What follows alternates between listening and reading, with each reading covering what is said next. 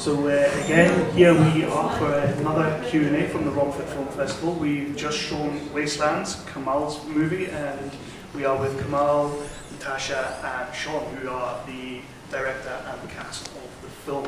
So how was that for you? It's different seeing it with an audience.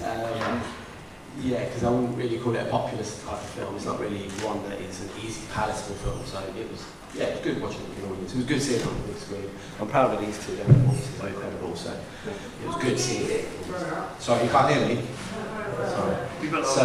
So their performances I'm really proud of. They're both doing an amazing job. So it was good. It was really good seeing it on the big screen. Just seeing our hard work on the big screen. So let's just start there, because this is a pretty hard-going movie to watch. It is pretty serious, pretty dark, pretty poignant. Where did this come from? Where did Wastelands come from? It's an idea that I've been playing with for quite a while. It's a very personal journey to me. I watched my mum go through. Yeah, my mum's like my rock really, and I saw her go through a lot of mental health issues as a kid growing up, and just seeing how it distorted the family dynamic within the house. But nothing was ever explained, because as a kid, no one really explained what's happening. And mental health, when I was a kid, wasn't really spoken about very much. So watching my mum go through that had a lasting impact on me, and it's an idea that I've been playing with for a while. And it just came about the right time to kind of making it. I started, because it's not just me that made the film. Mole and Leslie, who are here as well, they co-produced it with me, and really they were my support system in making it. And it all came together and we made it. So yeah, it's an idea that I've been germinating for a while. It came from a short as well. You did a short with these same characters as well. What was it about these three characters, and particularly the story, that you wanted to embellish that and put it into a feature? I always do. I usually start out on a short, test the waters with an idea that I've got, or a theme that I've got, just to see if it's got legs and how it does, especially in the festival circuit, see if it picks up a bit of steam. And with the short, we did really well. We got into like 25 festivals and picked up numerous awards. So it kind of gave me that spark that maybe there's something here to kind of expand it a little bit more, because Alice is an interesting character, so I wanted to expand it a little bit. Very interesting, very interesting. And Natasha, this is a short that somebody else had played Alice before. So how did you approach that, taking on a role that somebody else had played, or did that just not compute? Did you not go for it? Just do your own thing? I didn't really reference anything that had been done before. It was just the material was all there in the script, and then Kemal and I did quite a lot of work together, workshopping and talking about the character and building the character that way. So how? Because this is it's a hell of a performance, a powerhouse performance on the screen there, to be fair. You're on it for just about every second, commanding the screen. How do you approach a role like that? I suppose it got to the point where for a while the lines blurred between who was who, and Kemal would say that at the end of the day when we'd wrap, I'd sit and be with everybody, but I wasn't really there. It was very hard to get rid of the character at the end of the day, so it kind of just plenty of alcohol. Well, there was some. A little bit of alcohol, just to kind of get us through the more darker times. And Sean as well, your role, Willem, is not an easy role to play. It's one of those kind of portrayals that if you over-egg it, I guess it could be a bit too much. If you don't do it service, it's too little. How did you approach that? Okay, I mean, I did play the part of the father in the short as well, so I had that to work on. And I had, in preparing for the role, I had a lot of time to think about things. Fortunately for me, I have a medical friend, a nurse, and she introduced me to some people with Huntington's disease, so that helped me a lot in seeing the manifestation of the disease itself. Yeah. So yeah, I hope that sort of came across on screen as you say, not over-egging it. It's just one of those things that sometimes if you watch something like that, it can get a bit much. But for me, I personally think that you get it dead on with this film, and you just don't go too far, which is brilliant. And how important was that for everyone involved, just to make sure they hit that right balance? Yeah, for me, performance is king in film. So my characters are the most important thing, really, not the kind of linear telling of the story. It's much more about the characters and their journeys and their psychology. That's really what's important to me. So casting this film was quite a difficult one. Sean was cast from the beginning because I worked with him on the show and I knew he was a fantastic actor, so I knew that he was going to get what it was that I was trying to do. But the casting of Alice, it took us nearly a year, didn't it, Mark? About 7 months, 8 months of casting. We went through, we had about 1,000 applicants for the role. We whittled it down. We started to do screen tests, meet people, but because the material was so scary to a lot of actors, and it's not an easy role to play. We kept hitting brick walls when it came, and then finding that right person. And then literally on our last casting session, Natasha walked in, and we had a conversation. And from the conversation, I knew she was going to get the role because she understood the material. Because I sent the script, so people knew what they were walking into, so no one walked in blind. I gave them the script, I gave them my notes, I gave them the short film, I gave them reference points, so there was a lot of material for them to go through, and this is the way we do it, this is the way that I work.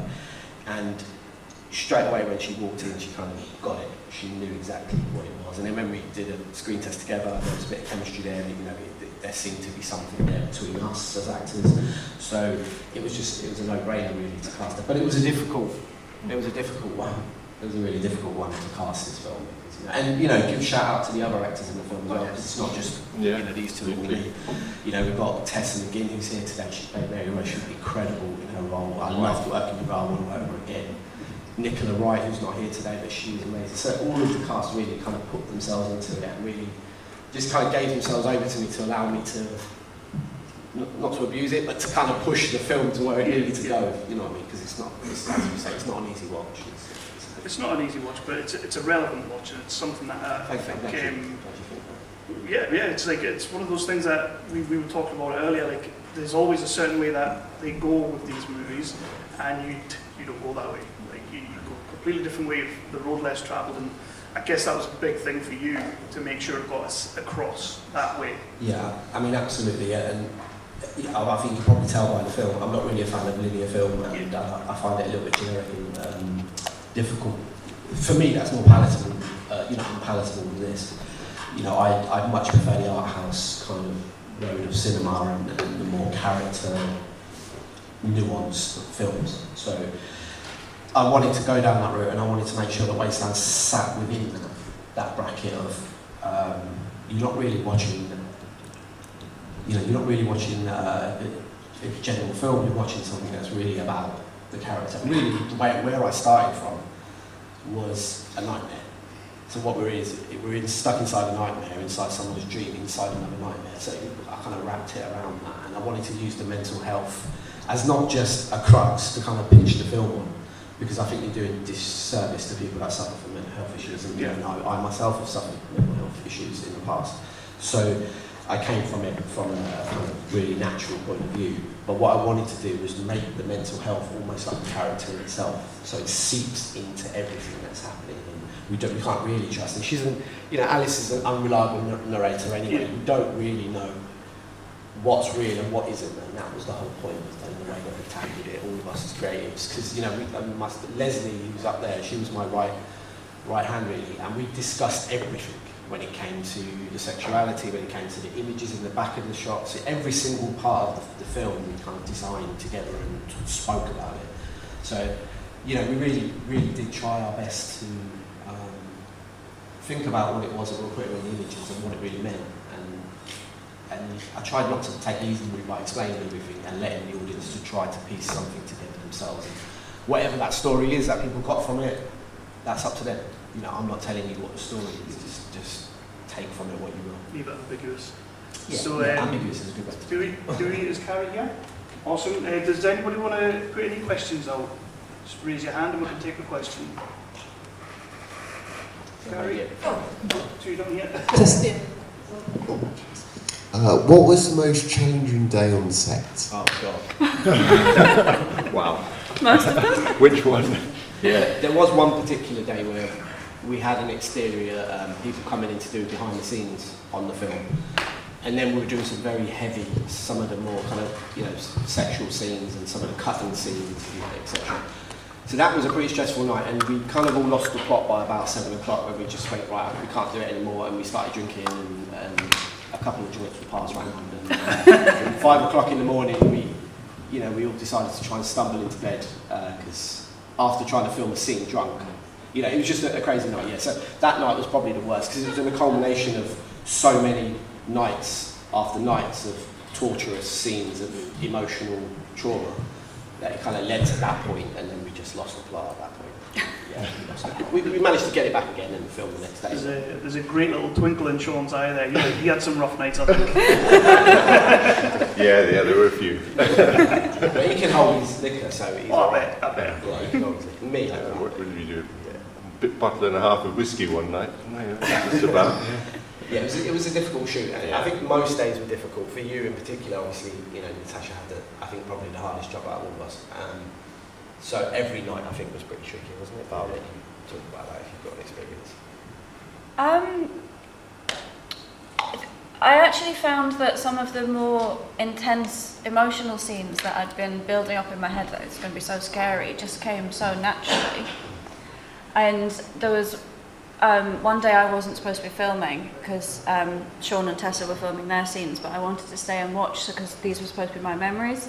So I watched in character, and that just gave me so much then to work with, because for all the other scenes I could just picture everything that had happened, and it just came very naturally. Yeah, and those shots are actually in the film. The shots where I cut to Natasha watching her parents is all naturalistic, because I work in a bit of an experimental way. So I always keep her in character so I can capture moments that I'm seeing happening in front of me. So when I put her in that situation and she started just giving this performance, I'd always then turn the camera and get additional material of her, which I knew was then going to go into the cut. So because of that approach that she takes and the fact that she's so heavily into what she's doing, it allowed me to capture more footage that I needed to, you know, to get the story across. We've got lady down the front. I think we've only got time for one more, so we'll get this one and then you can watch more. I'm gassing too much. No, it's fine. Hi. Congratulations for this, for the amazing performances. I'm sorry if my question might sound a bit confused, but throughout the film I found it was incredibly challenging and very hard hitting. I personally felt on a couple of occasions I'm done. But I wanted to know what was going to happen. I wanted to know what Alice, what her path, journey, or whatever you want to call it is. I'm imagining that perhaps a lot of other people would have pretty strong reactions to the movie. Yeah. Is that something that you really wanted? You know, it's going to polarize. Yeah, I definitely wanted to polarize audiences. I wasn't trying to specifically offend people, but I was trying to make a film that wasn't easy to watch, because I don't think that someone that goes through a mental health issue, it is an easy journey, and it never stops. Your mental health, you just learn to live with it. You learn to manage it, and that really was the crux of the whole story, that this girl is going through a mental health crisis, and what would happen if she got somebody that she hated, her father, dumped on her to look after, and that fracture that would happen after that. So I did want to make a polarising film. I'm glad you didn't walk out and you stayed. I didn't mean it was offensive, by the way. It was just too hard to... No, I didn't take that offensively. Yeah. Because I actually I prefer strong reactions. I prefer that you hated it than thought, yeah, it was alright. And so I prefer that you had one position or another with the film. So I'm glad you stuck it out. I really appreciate that. But if you would have walked out, I would have probably as well. It was. I think it's a question of The issues that you raise are really, get to the gaps of people, I think, and that's how I meant it. Not that it was offensive. No, I didn't take it offensively at all, because I come to cinema from an emotional point of view. Cinema is my life, and anyone that knows me knows that I live and breathe cinema. So I want to make something that stands the test of time and doesn't become a generic, kind of just a formulaic film. I don't really like those types of films. So I wanted to make something that did challenge audiences, and it's something that was also universal. The subject was universal, so there's hardly any dialogue in the film, as you can tell. So that anybody from any part of the world would kind of understand. Because I think now, especially after COVID, the mental health crisis thing now has become at the forefront. We're now talking about it, which we should have been talking about it many years ago. And I think the film, because it doesn't have a language barrier really, because you are watching just people going through a crisis, I hope it can kind of transcend language and the culture almost, because mental health has no culture. It affects us all. Yeah, so, yeah, thank you. It was a really lovely question and comments, thank you. And on that note, we can all go and watch Lee Hunter talk about mental health if we want. But no, thank you everybody for sticking around and watching Wastelands. Great film. Congratulations for getting out there. 2 amazing performances, and the rest of the cast as well.